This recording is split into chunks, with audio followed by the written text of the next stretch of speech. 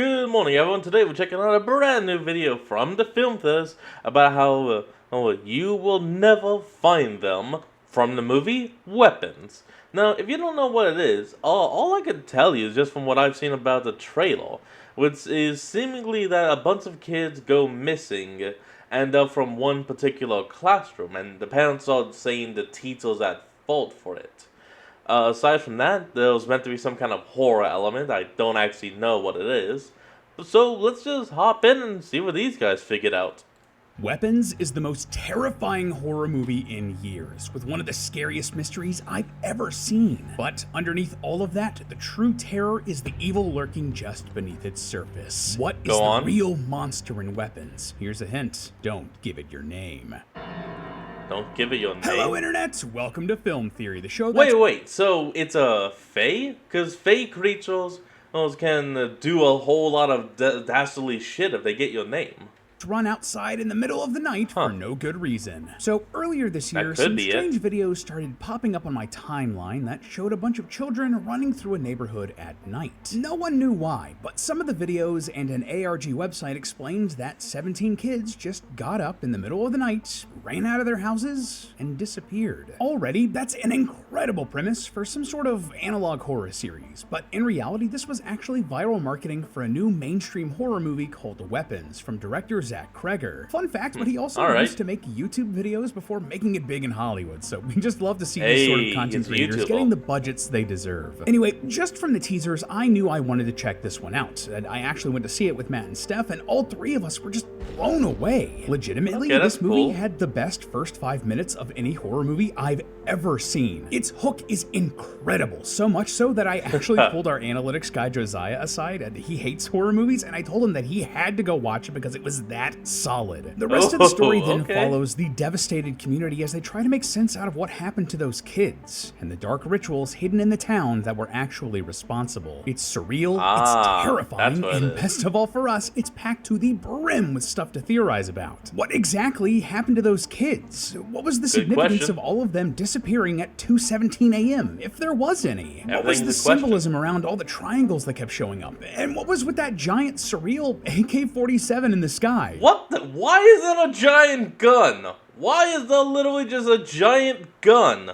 Even the director says he doesn't know what that one's about. But perhaps the biggest mystery, and the one that really hooked me, that made me want to talk about this, what's up with Aunt Gladys? I mean, just look at this character. You can tell something's wrong with her. And wouldn't you know it, but she actually turns out to be the villain. A mysterious woman who might be hundreds of years old, using dark magic to control people. Basically, she's kind of like a witch. Maybe she saps the life out of her victims for her own needs, and she can force people to do anything she wants, including hurting the people that they care about most. She's an incredible modern-day horror villain, so much so that they're already planning a prequel for her. But the more I thought about it, I'm not so sure that's the whole story. There's something deeper and darker going on here with Gladys, a mystery hidden within this mystery, and I want to get to the bottom of it. Gladys might be the villain of this movie, but is she the real evil? What is the actual monster haunting Weapons? Well, here's a hint for you. The last thing you want to do is give it your name. So buckle up and slurp on your soup, loyal theorists, as we get to the bottom of the power behind the witch in Weapons. Okay, so first off, let's do a quick recap so we're all on the same page about this movie. Yes, though for real, just go watch it. It just hit HBO Max, and it's one of the best horror films in years. Oh, perfect. I may actually get my family to watch that tonight.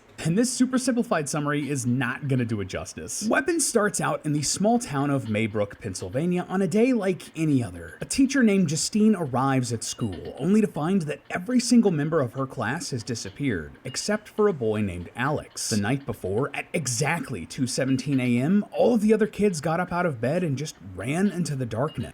This devastates the small town, most of whom blame Justine for the disappearances, even though she had nothing to do with it. Separately, Justine and Archer, one of the parents of the missing kids, start their own investigations into what's happened, eventually leading them back to Alex's house. But what they find inside is disturbing. Alex's parents are in a strange, zombie-like trance, just sitting there on the couch, but even more horrifyingly, they're not alone in this house. A strange, elderly woman named Gladys is also living there, claiming to be Alex's aunt, but she has a dark agenda. Gladys is actually something like a witch who has taken possession possession of Alex's parents and is threatening to hurt them if Alex doesn't help her with her dark plan, to kidnap all of the kids in his class so she can feed off their life force as well. As Archer and Justine get closer and closer to the truth, Gladys does her best to stop them and even comes close to getting Justine killed. But not before Alex is able to break the curse and help the enchanted kids kill Gladys instead. So, happily... Oh, look at that. They get the Pennywise co-op stomping in. Ever after. Everyone gets to go home, right? Well, not so. A couple of main characters are killed along the way, and Alex's parents and the other kids are never quite the same after Gladys's curse is broken. I'm sorry, hold on. And Alex... What the hell happened to them? Oh, I think I just realized what happened. And I was looking at all those holes and was wondering what kind of torture they were going through. Then I recognized the pattern. Forks.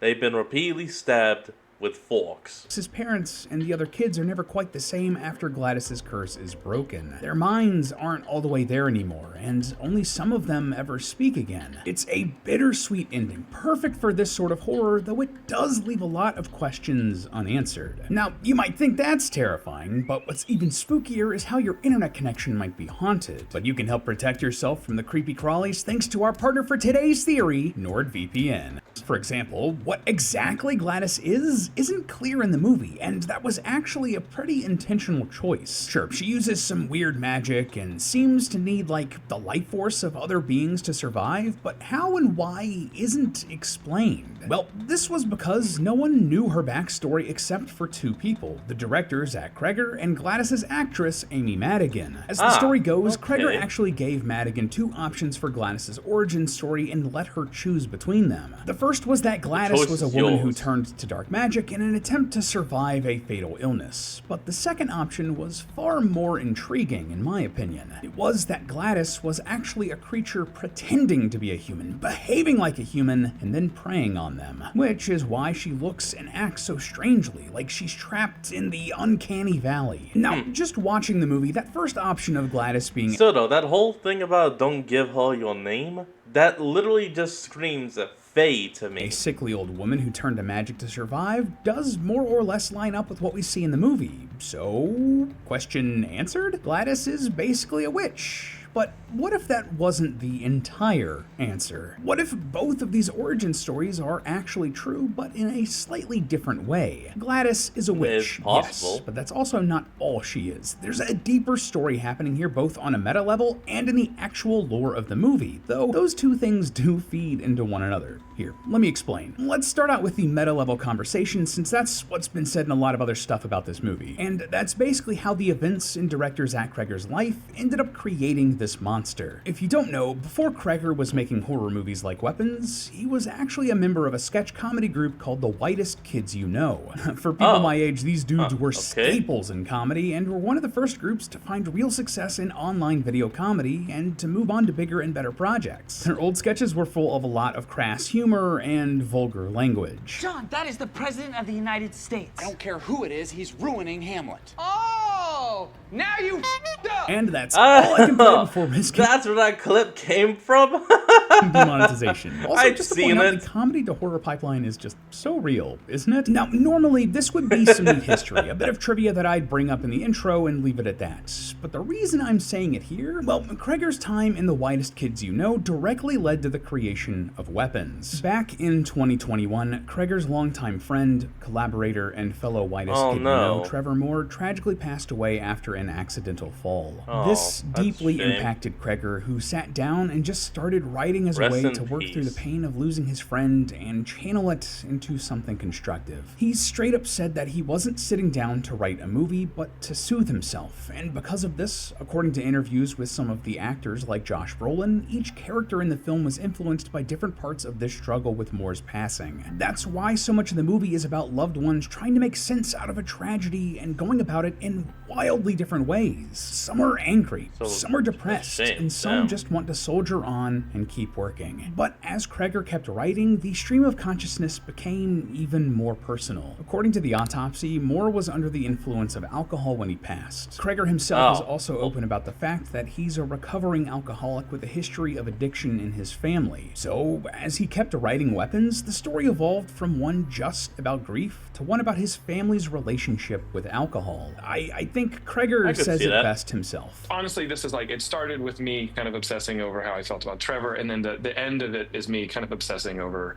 my dad. And with that information, suddenly a lot of the film makes a lot more sense, doesn't it? Like, several characters literally have drinking problems in the movie, but beyond that, the child character Alex is forced into a caretaker role for his parents, who are under Gladys's magic spell. This reflects how a lot of children are forced to step up and help take care of their families if one or both of their parents suffer from that addiction, or, as the movie shows, are basically transformed into lifeless zombies who can't even leave the couch. So, right there, that's the meta idea. Gladys is a parasite that represents grief and addiction. She's a leech that masks her sinister nature behind a quirky, disarming, funny, clown-like appearance. But she can turn loved ones against each other, demanding more and destroying families and communities because of it. And yet, things go even deeper here. There's more to this story than meets the eye. Another monster lurking just beneath the surface that is the real villain of this story, puppeting Gladys like she's under her own spell. We get a few hints of this throughout the movie, particularly the film's reuse of parasites. Remember, in one of Justine's dreams, we can see that she has a lesson about parasites on her whiteboard. And later, when Gladys visits Marcus and his husband, they're watching a documentary about the cordyceps fungus. If you're out of the loop or haven't played or watched The Last of Us, this is a real fungus that chemically alters the brains of ants. It basically turns them into zombies that infect their own colonies. And this the main way they do that is that once the ant is infected, it travels up to a high area. The fungus starts to sprout from around the base of the neck area, which would be about here, the weakest points. And then once it fully grows, it releases its spores, which, well, pop, pop, pop, and then it spreads. Feels the secret of this movie. See? Good news, it can only affect insects and some other types of bugs.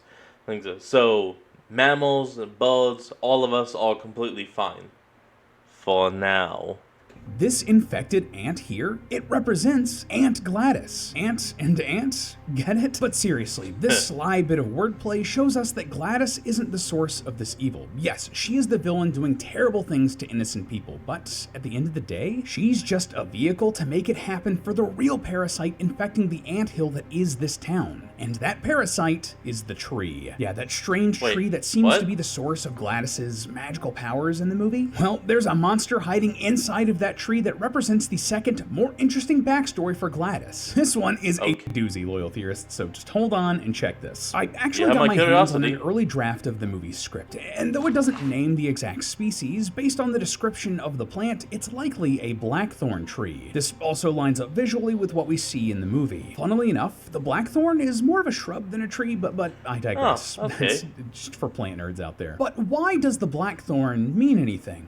Well, aside from its dark thorns, the blackthorn has a long history associated with witchcraft. According to legends, the branches of the blackthorn were commonly used for wands and staves, because they were thought to hold immense protective and deadly magic. It's believed that this comes from the blackthorns being painful and dangerous to pass through. Before modern medicine, a prick from a blackthorn could easily be infected and become fatal. So they were basically like natural barriers, with old-timey property owners even using them to fence in their land. So more or less they were natural, almost magical barriers because no one wanted to get pricked. So naturally, they were the perfect woods for witches to use to channel their dark magic. They could even then use the thorns on puppets to curse their enemies, almost exactly like we see in the movie itself. Also, interestingly, but despite the dangers, the blackthorn also also had a dual role as a source of healing magic. Blackthorn berries, also known as slow berries, have historically been used in tonics that help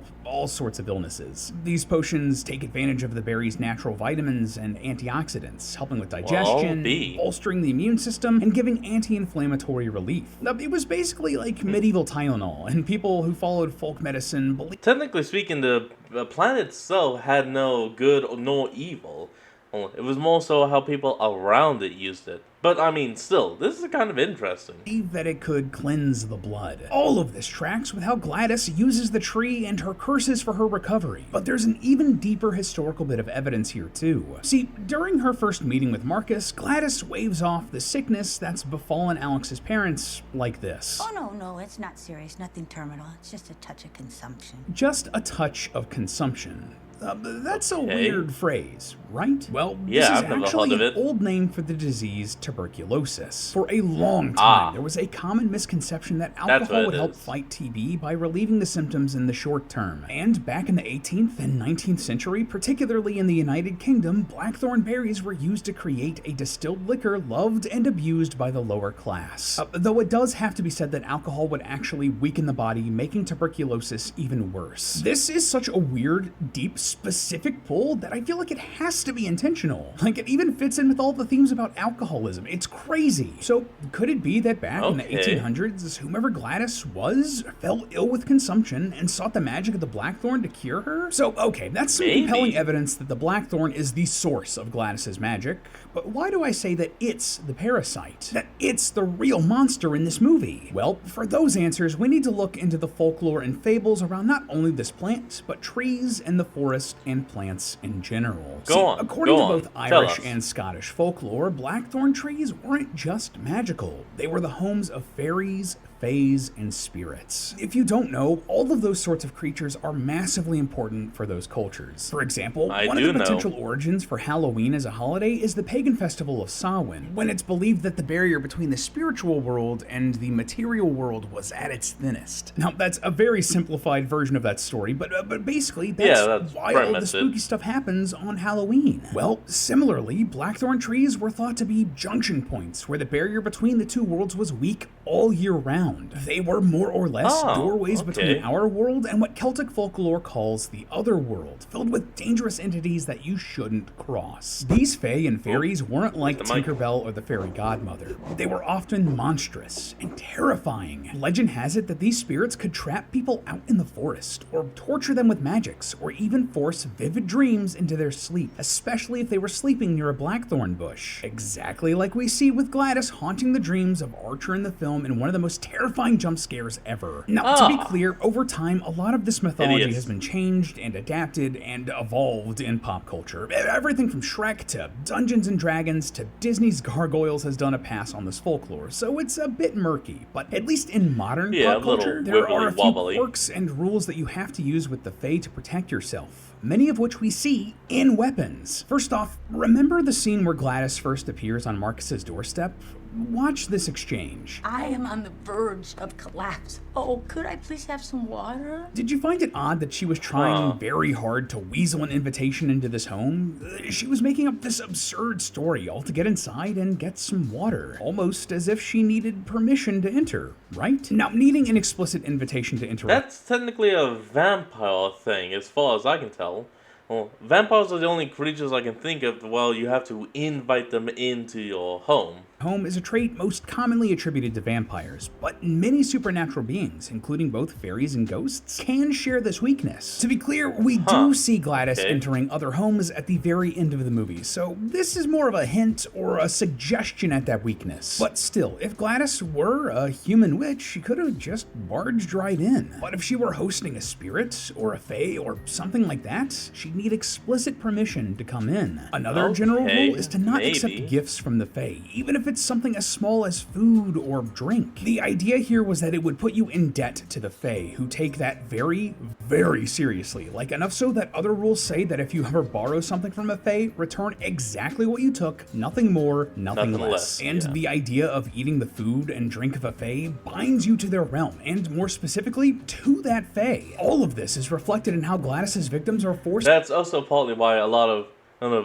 phase will do the whole "you're firstborn" kind of deals. Fed soup to keep them physically alive, but completely bound to Gladys and her will. Also, just in general, fae and fairies have a lot of history with alcohol and being intoxicated in their stories, which itself is an interesting parallel to Weapons and the story it's telling about alcohol abuse. And finally, the biggest rule of fae and fairies, and the one that really cemented this connection for me here in Weapons, the thing that made me realize just how much of an influence that the fae have in this story, the biggest rule throughout everything I researched about the fae, through every version of them, was to never give them your name. Exactly. In this folklore, names are a very important thing. Having someone's name gives you power over them. It lets you control them, replace them, anything you want. And tell me, when Gladys forces Alex to take items from the kids in his class for her ritual, what does he take? Their name tags. Their names. And just like the fae, that gives Gladys control over them. Like, it's symbolic, right? Now, to be clear, it looks like Gladys can control people as long as she has just something of theirs, something important to them, or even just their hair. Though Marcus's name is on the stand holding the ribbons that she uses to control him, but not the ribbons itself, it's weird. Regardless, sure, with Marcus and Paul and Archer, Gladys was able to control them, but when her spell is broken, Archer, who is the only one of the three alive at the time, completely regains himself, but the kids don't. Alex's parents don't. Why. They're basically zombies, having so much of themselves leached away by the parasite. Now, there could be a lot of reasons for that.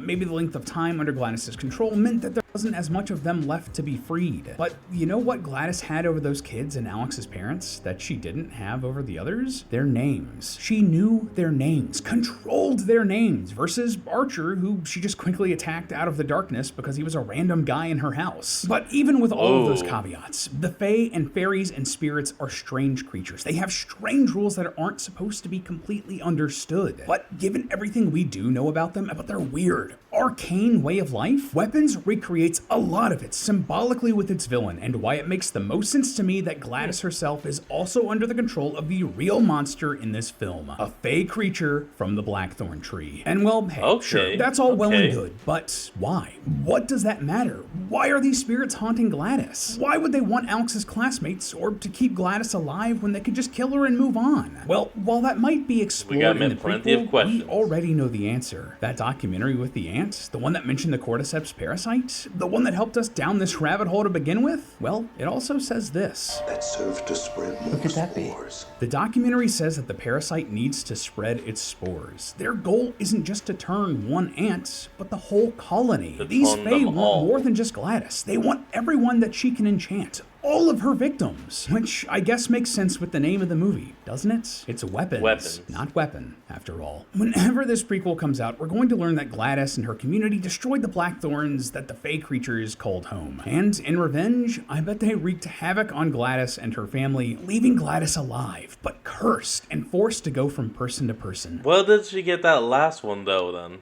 Home to home, absorbing the life force of innocent people by using the very tree that she destroyed. And wouldn't that be ironic? I guess but that is hey, it. That's just a theory. A film theory. And cut. Up next on... Alright everyone, that's going to be the end of today's video, and I hope you all enjoyed it. Remember to like, comment, and subscribe for more. Link to the original will be in the description below, and I'll see all of you next time when we flick back on. Till then, this is Fox, signing out. Peace.